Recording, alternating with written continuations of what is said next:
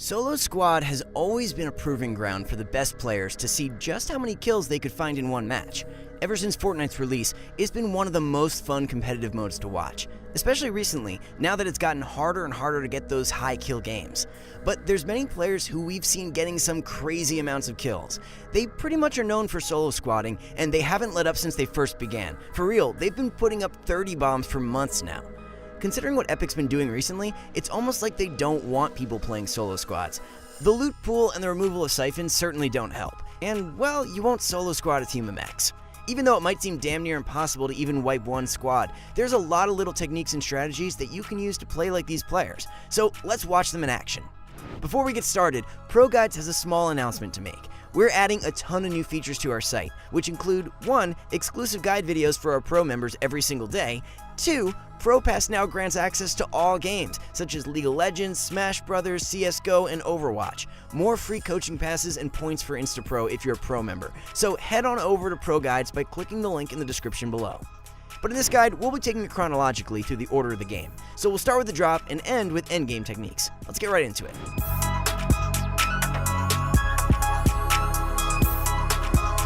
Alright, so I'm not going to sugarcoat this. The drop is mostly RNG. You can get pretty unlucky with your drop, but there's some things that you can do to make your chances just a little bit better. Now, this is something that needs to be stressed. The drop isn't as important as you think. Of course, you still have to land at a POI for a high kill game, and you'll have to be quick.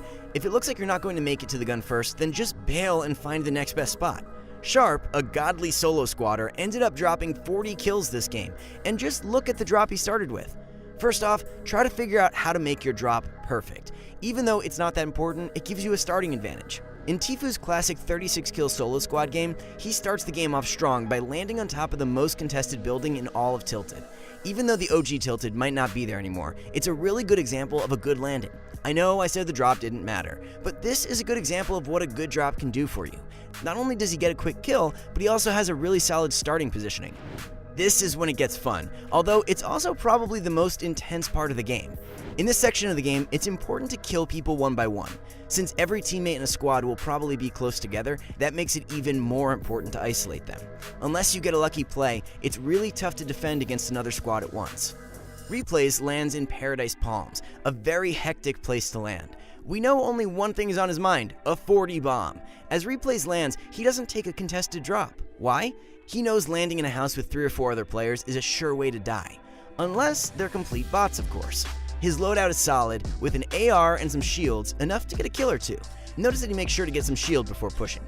Replay sees an easy kill and claims it with a few whiffs of his AR. He now has a shotgun, some mats, and is ready to roll.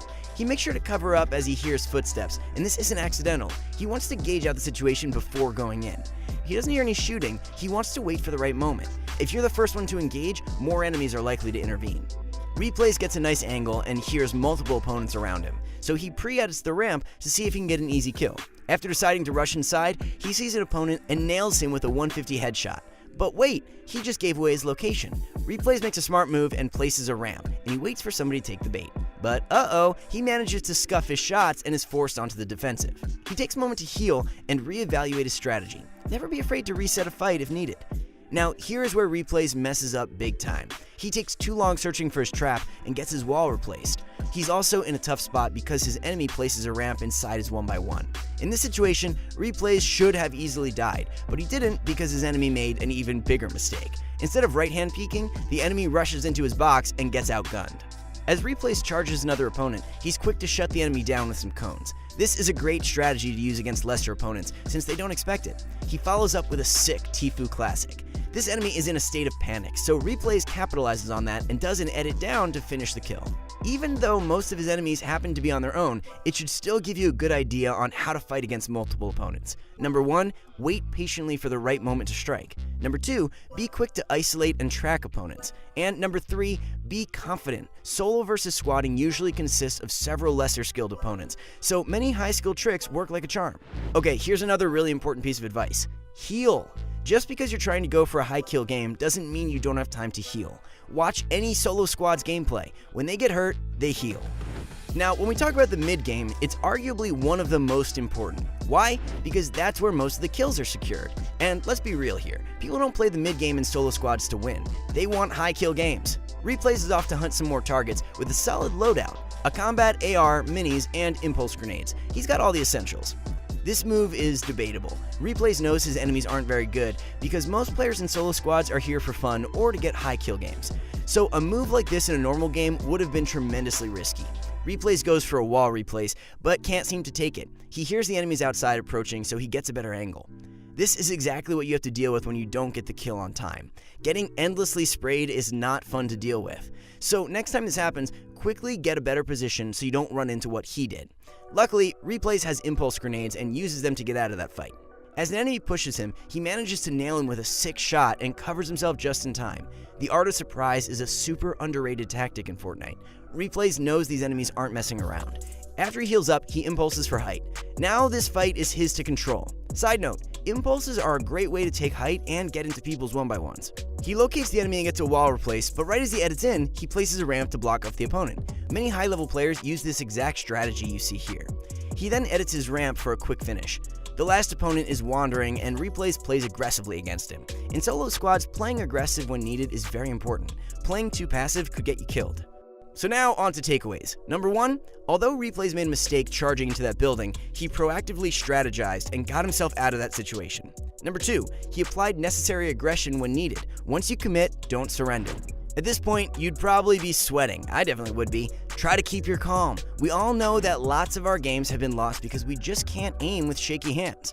Anyway, since endgame usually takes place inside a smaller zone, that makes it really important to keep away from multiple squads. It's really easy to get stuck towards a squad and end up getting spammed by their entire arsenal of explosives and SMGs just to go get targeted by yet another squad. That's a death sentence. While it may be tempting to play more aggressively so you can get more kills, you really need to play this part smart. During the endgame, the AR is your best friend. It's a great weapon to secure kills from a distance and stay disengaged while a team is getting shots off. Now, this situation is inevitable, so you need to know how to handle it. Let's watch Sharp play out this situation and dominate these opponents. He's in a really bad spot. He ends up getting shot out, and he's faced with the squad right in front of him, each equipped with their own godly loadout. What does he do here? He builds up right away. The only thing a pro player would do when outnumbered. It's like an instinct to get high ground quickly. You can see that's exactly what he does, and it pays off nicely. Let's watch him pop off and slay this squad. He played that so well. Now, 2 things I like to point out here are as follows. First, he went for high ground. He makes sure to pressure right away. He also doesn't focus for too long on one opponent. This is a key element for solo squadding. You can't tunnel vision, otherwise the teammate will be able to take you out. Second, he does exactly what you need to do when outnumbered. Isolate and secure the kills quickly. Giving the enemies too much time will allow them to locate and focus you, so take these tips to heart. You can tell that he plays an endgame with much more urgency, because he knows that he'll soon be targeted by the other teams. Now let's take a look at a few things that are super essential to a solo squads game. The loadout. A good loadout is necessary in solo squads. You need all the advantages you can get, and having better guns gives you a higher chance of landing fatal shots. The ideal loadout for solo squads is different than solos. While a bolty may be decent in a one-on-one fight, it's basically useless against a squad. The best guns to have for solo squads are pretty much combats, RPGs, scars, and heavy snipers. Let me break down why. Combats are a great all-around weapon. Not only do they allow you to get super easy chip shots, but their fast fire rate makes it easier to hit multiple opponents quickly. Scars are the best all-around weapon. They can deal with enemies at mid to far range, and also work super well at close range due to their accurate hip fire. If you can find one of these, that's a massive bonus. RPGs are okay at dealing damage to enemies, but they're great at taking down builds. If you have a squad rushing towards you, one RPG shot can take down at least a few of the players. Heavy snipers are great for applying pressure. If you need to kill someone who's turbo building in a box, a heavy sniper will basically work 100% of the time. Snipe the wall, replace, edit, shot, boom, you're golden. Keep in mind, you should absolutely always reserve at least 1 spot for healing, if not 2. Carry items that can give you quick HP like minis and bandages over things that take a while to use like chugs and medkits so you can heal yourself mid-fight. To thirst or not to thirst. We've said in some of our past videos that you should always go for the thirst. That may have been a good idea a few months ago, but for some reason, Epic took out Siphon. So there's basically no point. Most squad members get way more aggressive and risky when their teammate is downed, so you can use that to your advantage. Overpeaks are a classic mistake of the over-aggressive player, which gives you the perfect time to capitalize on that. It really depends on what type of squad you're playing, so take this with a grain of salt. Normally, when playing a sweaty squad, it's smart to thirst right away, or withstand a relentless dose of W keying. Solo squads is undeniably one of the most fun ways to play Fortnite. It's been getting tougher and tougher, but you can still manage to get high kill games if you play it right. The great thing about squads is how it all lines up. When you get the perfect mix of a nice drop, loadout, and bad players, it all comes together for that one high kill win, and boy is that satisfying. In fact, it really all comes down to how you handle each individual player. So let's wrap it up right here. This is what you guys need to know. Get as low of a drop as possible. Don't be afraid to spend time healing. Rotate to the middle of the map. Isolate opponents one by one. Get high ground right away in most scenarios. Did these tips help you guys become better solo squad players, or do you guys have any more suggestions? Comment down below and let us know. And don't forget to like and subscribe. Thank you so much, guys. See you around.